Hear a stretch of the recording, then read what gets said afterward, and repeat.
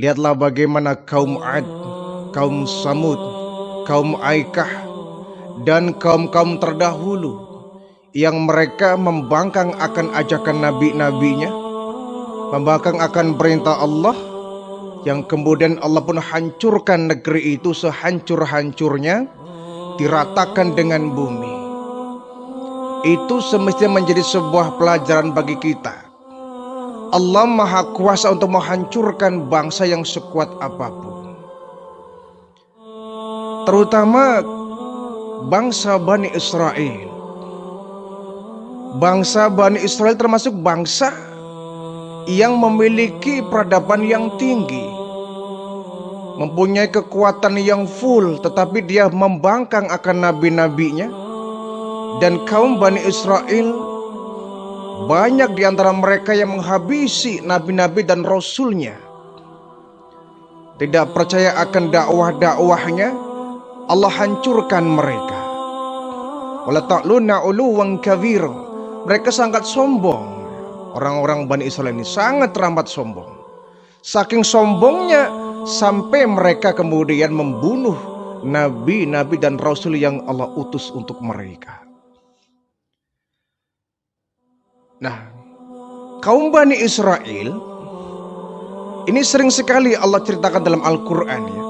Allah memberikan bencana yang begitu dahsyat dan besar, tapi tidak kemudian kaum Bani Israel ini menjadi taat kepada Allah Subhanahu wa Ta'ala.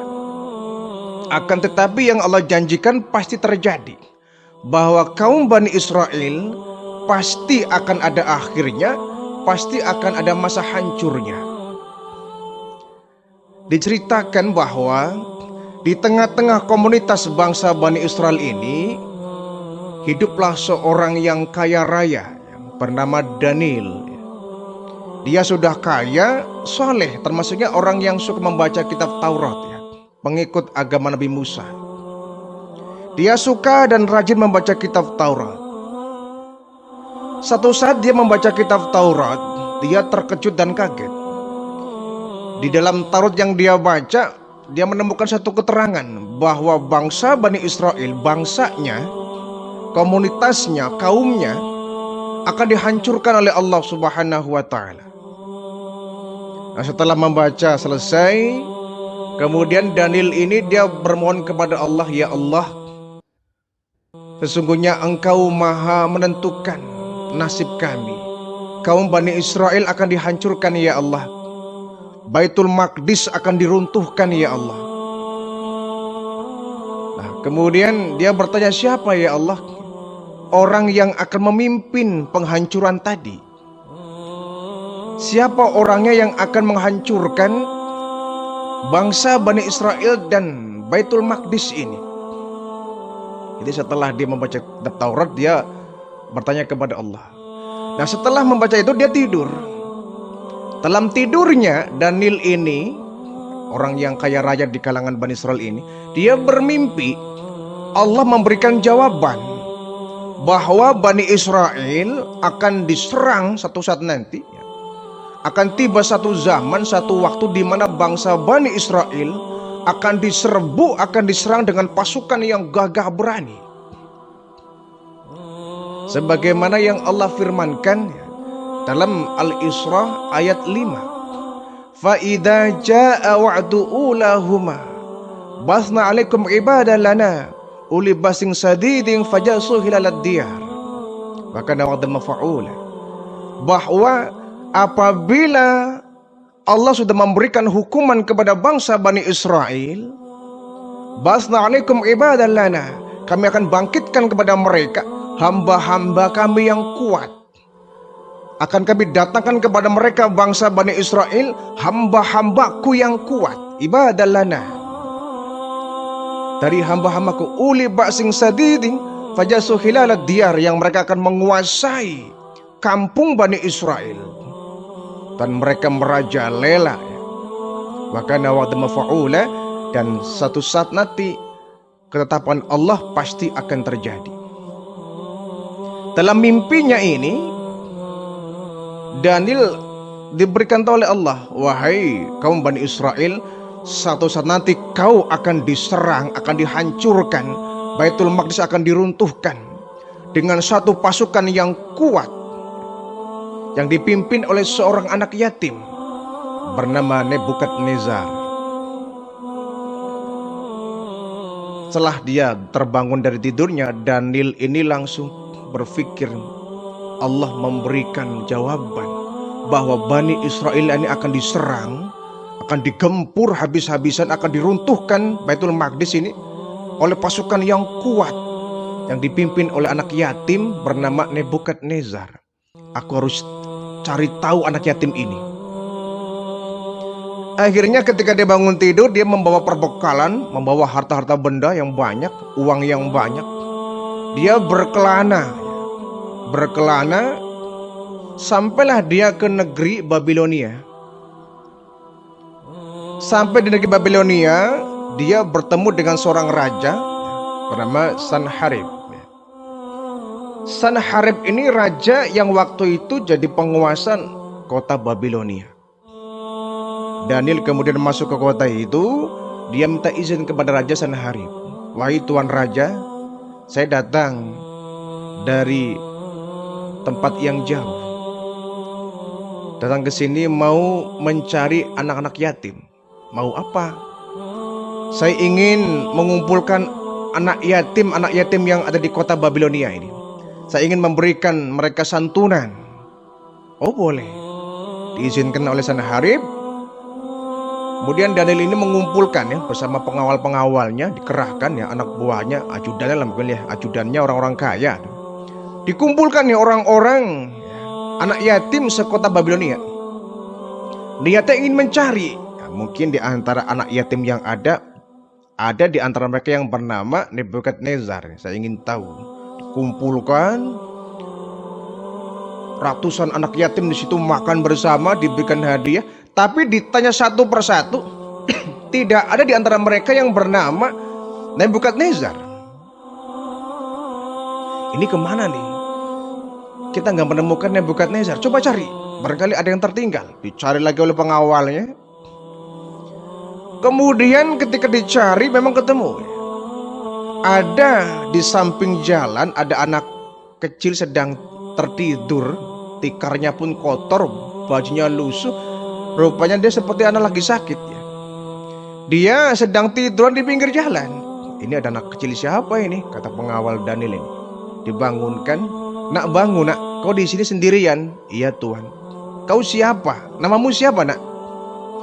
Namaku Nebukadnezar Tuhan. Nebukadnezar? Betul. Dalam hati, ini anak yang dicari Tuhan Daniel ini. Nah kau sama siapa? Aku sendirian Tuhan. Kau lagi ngapain di sini? Aku sedang bekerja Tuhan, mencari uang. Kau masih punya orang tua? Masih Tuhan.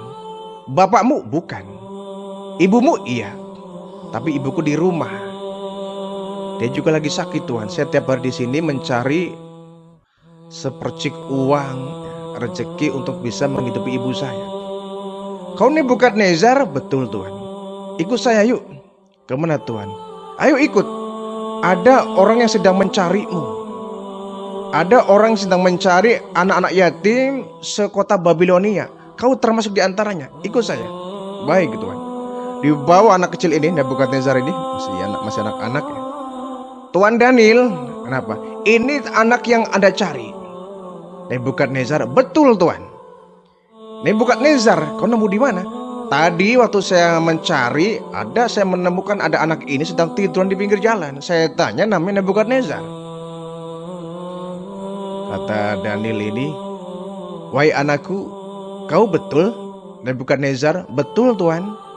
Kau anak yatim? Betul Tuhan. Kau masih punya saudara? Masih Tuhan. Siapa? Ibu.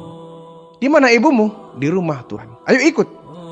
Kemudian si Daniel ini bersama kawanannya membawa Nebukadnezar, diajak bertemu dengan ibunya. Ketemu dengan ibunya. Ini ibu kamu? Betul Tuhan, ini ibu saya sedang sakit. Ada apa Tuhan? Nebukadnezar, iya Tuhan. Saya punya hadiah. Apa Tuhan? Ini uang buat kamu ya, 20.000 dirham. Ini baju yang bagus buat kamu. Ini emas intan berlian buat kamu. Dan ini uang kau belikan makan untuk ibu kamu ya. Diberikan semua itu. Nebukadnezar anak kecil diberikan uang 20 dirham. Wah, senang luar biasa. Nebukadnezar, kira-kira menurut kamu saya orang baik bukan? Anda orang baik Tuhan. Betul? Betul Tuhan. Emang kenapa Tuhan? Begini, seandainya kelak engkau dijadikan sebagai seorang raja, ya, kau menjadi panglima besar, dan kau menyerang kaum Bani Israel, kau meruntuhkan Baitul Maqdis, kau menggempur kampung Bani Israel. Kira-kira ketika aku ada di sana, aku akan dibunuh kamu juga. Kata Nebukadnezar, Tuhan jangan ngeledek saya. Bukan ngeledek, saya mau nanya. Seandainya kamu jadi panglima besar, ya, jadi pemimpin besar, kau menyerbu kampung Bani Israel, kau menghancurkan orang-orang Bani Israel. Nah, kira-kira kalau aku ada di antara mereka, aku akan termasuk yang kau bunuh bukan? Ya tidak Tuhan. Kenapa? Anda telah berbuat baik dengan saya. Anda sudah berbuat baik dengan ibu saya. Jadi kalau kau menggempur mereka, ada aku, kau akan membiarkan aku hidup. Betul Tuhan. Aku akan menyelamatkanmu. Aku akan memberikan jaminan keselamatanmu. Caranya bagaimana? Bagaimana kau seandainya kau sudah lupa kepadaku, sudah lupa denganku, kau tetap membunuhku bagaimana? Ya akan aku ingat-ingat Tuhan. Makanya Anda harus punya pertanda. Harus punya tanda bahwa Anda Tuan Daniel yang sudah berbuat baik dengan saya. Emangnya kenapa Tuhan? Enggak ya. Aku hanya dengar berita bahwa kelak engkau akan dijadikan oleh Allah Subhanahu wa Ta'ala menjadi pemimpin besar yang akan menghabisi, menghancurkan kesombongan kaum Bani Israel, akan meruntuhkan Baitul Maqdis. Aku khawatir ketika engkau menyerang aku, kelompokku, di sana ada aku dan aku kau bunuh. Tidak Tuhan. Kalau begitu Nebukadnezar boleh enggak? Apa Tuhan? Bikinkan surat untukku. Surat? Iya. Surat jaminan keselamatanku. Dia lihat ke ibunya, ngelirik ke ibunya. Kata ibunya, sudah buatkan sajalah. Dibuatkan surat semacam jaminan keselamatan. Dibuat. Ditulis bahwa Tuan Daniel orang yang nanti akan diselamatkan ketika penyerangan terjadi. Nah, nanti surat ini kalau hilang, kalau robek bagaimana? Ya Tuhan ikatkan dengan sebuah tongkat Tuhan. Anda mencari tongkat, kemudian surat ini Anda ikat di tongkat itu. Ketika kelak aku menyerbu pasukan ya, atau kampung Bani Israel, dan di antara mereka ada dirimu dan keluargamu, tunjukkan tongkat dan surat itu. Aku pasti akan menyelamatkan. Baik. Akhirnya pulanglah nih Daniel dan seluruh pengawal-pengawalnya ke kota kampung Babilonia.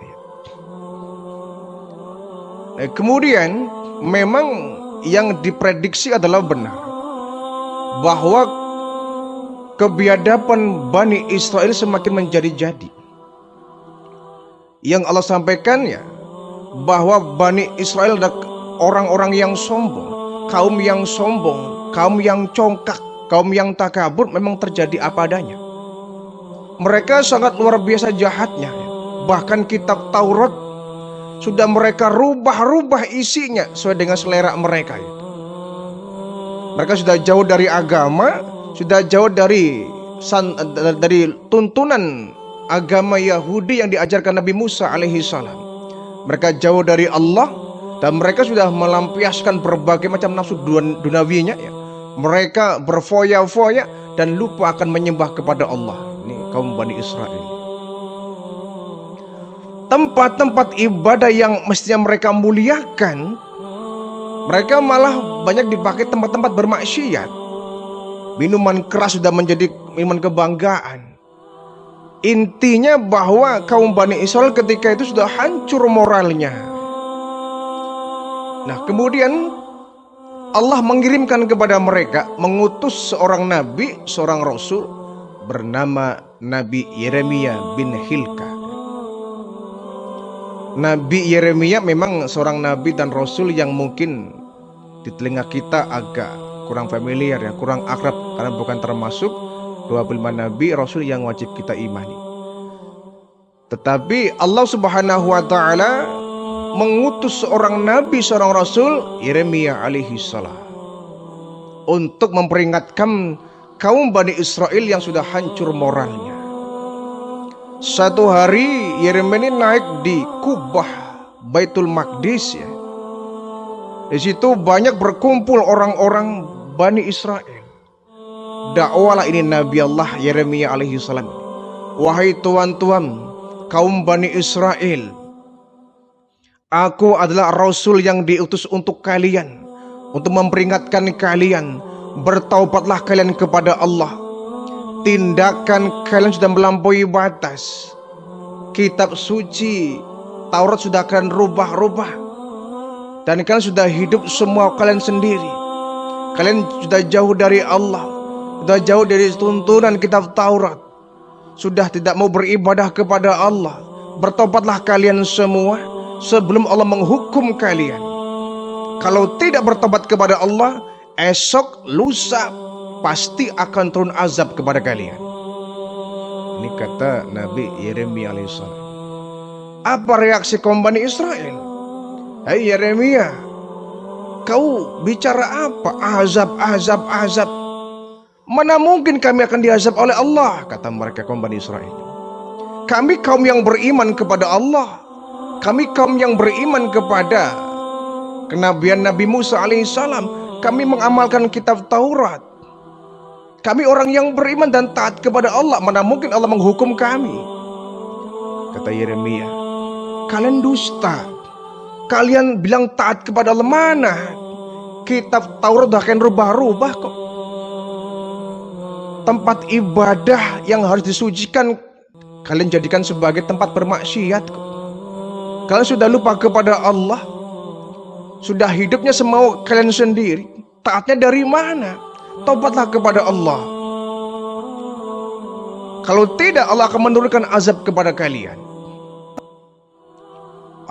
Kamu itu ngomong apa? Kamu tuh bohong, kamu dusta. Allah akan menghukum kami seandainya kami sudah melampaui batas. Kami sudah berbuat maksiat dan dosa. Kami taat kok. Taat dari mana, kata Yeremia? Kalian sudah merubah kitab Taurat itu taat. Kalau sudah meninggalkan Allah itu taat. Kalau tiap hari bermabuk-mabukan itu sebuah ketaatan. Ingatlah bahwa Allah akan murka kepada orang yang sudah mendustai rasul-rasulnya. Bertobatlah kau kepada Allah, wahai orang-orang Bani Israel. Rupanya lama-lama ini kesal juga nih kaum Bani Israel. Ini Yeremia banyak ngomong, tangkap saja. Tangkap dia. Ditangkap Nabi Yeremia ini, kemudian dijebloskan ke dalam penjara. Ditahan dan dijebloskan ke dalam penjara. Akhirnya di antara kaum Bani Israel sudah lagi tidak ada yang menyeru kepada kebaikan. Nabi mereka yang sudah menasihati mereka ditangkap sehingga mereka lebih bebas. Mereka semakin merajalela, mereka semakin membabi buta, kejahatan semakin luar biasa, dan mereka seperti binatang, hidupnya bebas tanpa aturan dari Allah. Nah, akhirnya mimpi yang dialami oleh Daniel bahwa akan terjadi penyerangan, penghancuran kaum Bani Israel terjadi. Nebukadnezar yang semula dari kecil menjadi remaja, beliau kemudian mendaftarkan diri menjadi pengawal pengawal dari Raja Sanherib.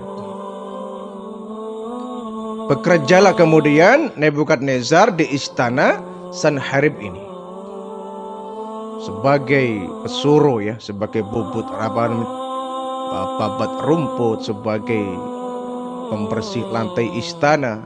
Intinya bahwa Nebukadnezar ini bekerja sebagai anak buah dari Raja Sanherib ini di kota Babilonia.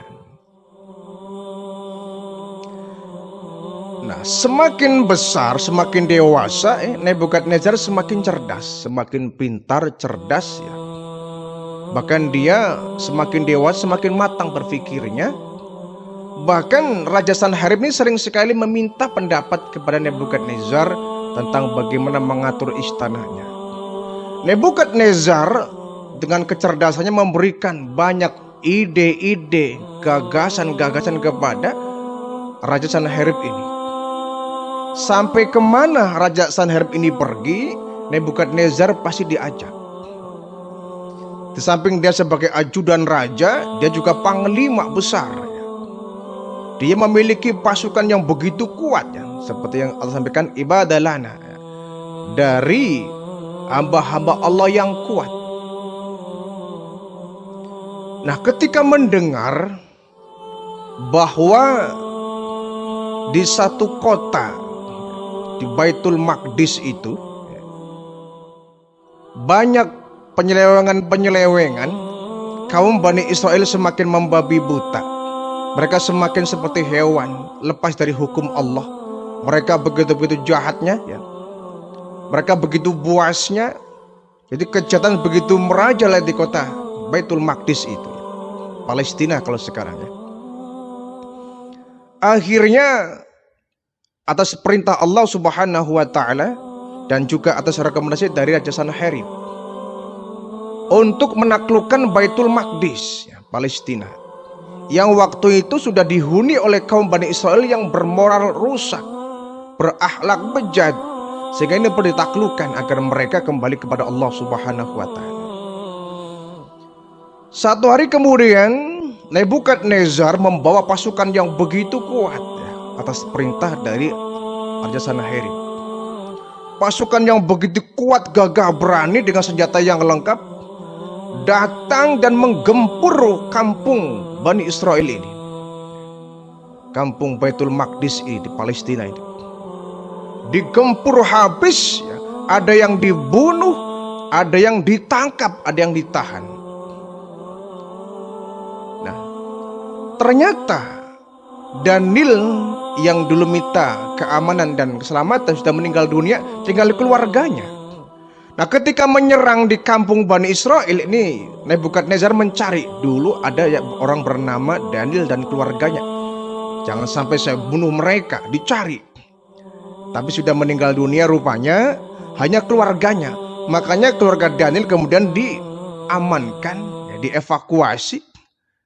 Di samping itu semua dibabat habis itu. Orang-orang Bani Israel diruntuhkan Baitul Maqdis. Nah, termasuk yang diserbu adalah Nabi Yeremia yang ditahan oleh kaum Bani Israel. Tapi nggak sampai dibunuh, ya. Tapi digelandang, dikumpulkan sebagai seorang tawanan. Baitul Maqdis dihancurkan, runtuh rata dengan tanah. Sebagian orang-orang Bani Israel ditangkap oleh Nebukadnezar, dibawa ke kota Babilonia. Ada orang yang bilang, Tuan Nebukadnezar, ada apa? Di antara yang kau tawan itu, yang kau tahan, ada apa? Ada nabi, ada rasul di dalamnya. Ada nabi dan rasul? Iya. Siapa namanya? Yeremia bin Alkiyah. Yeremia, iya. Dipanggilah Nabi Yeremia ini, dibawa di hadapan Nebukadnezar. Wahai Nabi Allah Yeremia, kenapa engkau ada di dalamnya? Kenapa engkau ada di tengah-tengah kaum Bani Israel? Kau tertawan pula, kenapa kau? Sebelum engkau datang, wahai Nebukadnezar, iya, saya sudah memperingatkan kepada kaum Bani Israel ini bahwa mereka taubatlah kepada Allah, sembahlah Allah, murnikan zatnya, laksanakan perintah hukum yang ada di kitab Taurat. Tapi mereka membangkang. Oh begitu? Iya. Aku berdakwah untuk mereka sebelum engkau menyerang. Dan aku memperingatkan bahwa nanti kaum Bani Israel, kaum kampung Bani Israel akan diserang oleh pasukan yang besar yang akan dipimpin oleh dirimu, wahai Nebukadnezar. Kau tahu dari mana? Dari kitab Taurat. Kitab Taurat, iya. Akhirnya ini tawanan yang begitu banyak ya, diceramain sama Nebukadnezar. Wahai kaum Bani Israel, keterlaluan kalian itu. Ini nabi kalian loh, Yeremia, utusan Allah, Nabi Allah, Rasulullah yang memberikan kalian ilmu, memberikan kalian peringatan agar beriman kepada Allah. Kenapa kalian tidak mengikuti seruan Nabi Allah Yeremia ini? Diomelin dulu sama Nebukadnezar. Bawa mereka. Akhirnya seluruh pasukan orang-orang Bani Israel ditahan oleh Nebukadnezar, dibawa digiring ke kota Babilonia. Ya, kemudian Nebukadnezar bilang ke Nabi Yeremia, wahai Tuan Yeremia, Nabi Allah, sebaiknya Tuan ikut saya ke kota Babilonia. Anda akan saya jamin keselamatannya. Anda pasti akan selamat di samping saya. Kata Yeremia, wahai Nebukadnezar, ketahuilah yang memberikan keselamatan adalah Allah Subhanahu wa Ta'ala, bukan Tuhan. Jadi saya akan tetap di Baitul Maqdis ini. Silakan Tuanlah bawa semua orang-orang Bani Israel ke kota Babilonia. Baiklah kalau begitu, dibawa tahanan-tahanan dari kaum Bani Israel yang membangkang ini, dibawa oleh Nebukadnezar ke kota Babilonia.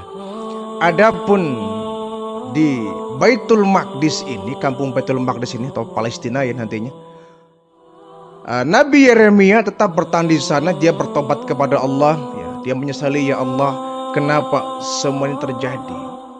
Kaum Bani Israel begitu kerasnya, aku dakwai mereka enggak mau dakwahku, sehingga engkau hancurkan kampung Bani Israel ini, ya Allah. Bertobatlah, kemudian sujud di hadapan Allah Nabi Allah Yeremia alaihissalam ini, dan diikuti oleh burung-burung walet itu. Burung-burung walet itu kemudian berterbangan, dia memutari reruntuhan dari Baitul Maqdis ini, sehingga konon katanya di antara hewan yang dia boleh dibunuh adalah burung walet ya, yang dia ikut bersedih ya, ikut berputar-putar di atas reruntuhan Baitul Maqdis ini. Nah, sisa dari kampung Bani Israel yang sudah hancur lebur ini, ternyata masih ada orang yang masih hidupnya ya. Ada sisaan orang-orang yang masih hidup ya. Kemudian dia berkumpul mengelilingi Nabi Allah Yeremia alaihi salam. Wahai Nabi Allah, kita pindah yuk, kita hijrah. Kemana? Ke Mesir. Ini tempat sudah nggak aman. Ke Mesir, iya. Akhirnya dibujuk, akhirnya maulah Nabi Yeremia diajak oleh orang-orang Bani Israel yang kala itu tersisa, masih ada yang hidup ya. Tidak ditahan, tidak pula dibunuh, jadi masih tersisa. Kemudian mereka berombongan membawa Nabi Yeremia ke kota Mesir. Sampai di Mesir hiduplah mereka ya bersama Nabi Yeremia alaihissalam. Ternyata kabar bahwa Nabi Yeremia pergi ke Mesir didengar oleh Nebukadnezar ya. Nah, kemudian Nabi Yeremia ini sehidup bersama orang-orang Mesir ya, orang-orang sisaan dari Bani Israel yang tinggal di kota Mesir. Disitulah beliau berdakwah, wahai sisa ya, kaum Bani Israel ya, hendaknya peristiwa dulu menjadi sebuah pelajaran buat kalian. Jangan pernah kau membangkang akan perintahku, akan perintah Allah Subhanahu wa Ta'ala. Jangan pernah akan bermaksiat dan durhaka kepada Allah. Kalau tidak, Nebukadnezar akan datang ke Mesir, akan menyerang kota Mesir ini. Nah, kebetulan di kota Mesir ini ada raja namanya Nasya bin Amus ya.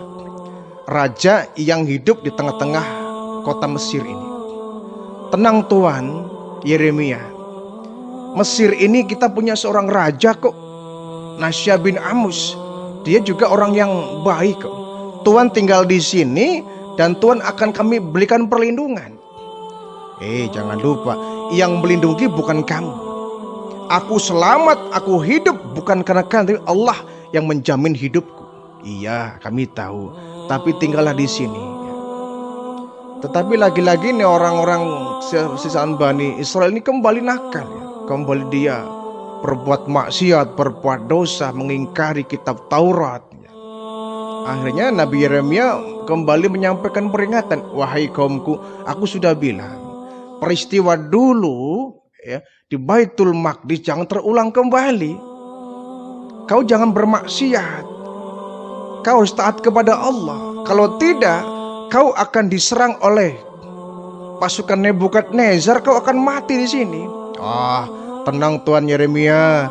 Kita kan punya Raja Nasya bin Amus, ya, raja yang nggak akan pernah dikalahkan oleh siapapun, termasuk Nebukadnezar.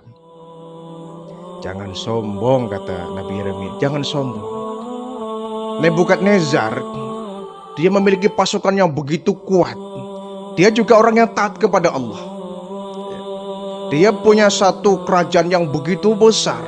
Kalau dia datang ke sini, menggempurmu habis kau di sini, nasibmu akan sama seperti bangsa di Baitul Maqdis waktu itu. Itu peringatan dakwah yang diberikan kepada Nabi Yeremia.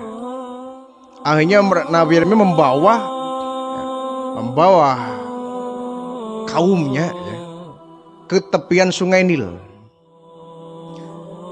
Kalau kalian bermaksiat kepada Allah, ingat ya, Allah akan murka kepada kalian dan Allah akan mendatangkan Nebukadnezar ke tempat ini, hancur kalian. Enggak mungkin Tuhan, tenang sajalah ya. Kita orang-orang kuat kok. Akhirnya waktu itu Nabi Yeremia membawa 4 butir batu ya, ditanam di beberapa sudut. Tapi ingat ya, kata Nabi Yeremia, aku sudah memperingatkan bahwa kalau kelak nanti kalian akan berbuat durhaka kepada Allah, Nebukadnezar akan datang ke sini dan akan menyerang kalian, dan 4 batu ini akan dijadikan sebagai istananya. Ya, tapi ya namanya juga kaum Bani Israel ya. Didakwai, diperingati, tetap membangkang. Kemaksiatan di mana-mana tetap terjadi ya. Mabuk, ya, pelacuran, minuman keras ya, sudah menjadi pemahaman sehari-hari. Itulah barangkali gambaran dari kaum Bani Israel ya. Diperingatkan oleh ribuan nabi pun tetap membangkang.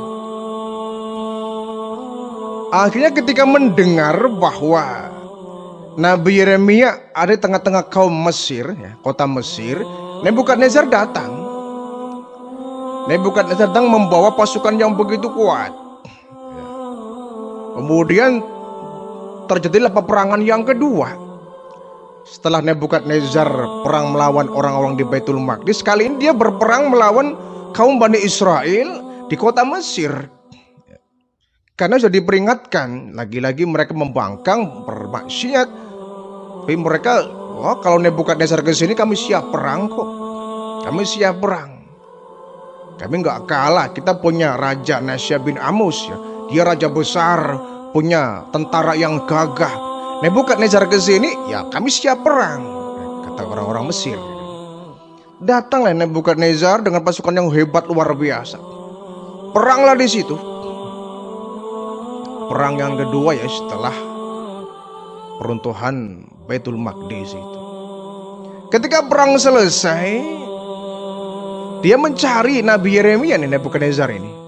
Setelah ketemu, wahai Tuan Yeremia, bukankah Anda itu sudah saya peringatkan? Ya, ikut denganku, ikut denganku. Kau di sini nggak aman. Kata Yeremia, tidak. Yang melindungiku adalah bukan manusia, bukan makhluk, bukan malaikat. Yang memberikan aku perlindungan adalah Allah Subhanahu wa Ta'ala. Nah, akhirnya Nabi Yeremia pun tetap dia tidak mau hidup dengan Nebukadnezar. Dia tetap dakwah ya. Kalau dia ikut Nebukadnezar, dia nggak bebas. Dan dia terus berkelana, berdakwah dari kampung ke kampung, dari kota ke kota. Sementara batu yang tadi diletakkan oleh Nabi Yeremia betul ya. Wahai Tuan, kata Yeremia, aku akan pergi dari sini. Aku sudah memperingatkan kaumku agar taat kepada Allah ya. Kalau tidak mereka akan diserang oleh pasukanmu. Dan ini buktinya. Aku menyiapkan 4 batu yang kau jadikan istana kelak. Kau mau kemana Tuhan? Aku mau pergi. Nah akhirnya Nebukadnezar menjadikan 4 batu yang ditanam oleh Nabi Yeremia sebagai pondasi istana yang akan dibangun di tepian sungai Nil itu. Nah akhirnya Nebukadnezar pun menjadi seorang raja. Mesir ditaklukkan dengan sukses oleh Nebukadnezar.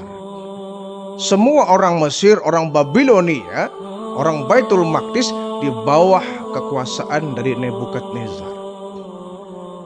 Hiduplah dengan tentram, orang sudah beriman kepada Allah, yang jahat pun sudah mulai bertobat kepada Allah.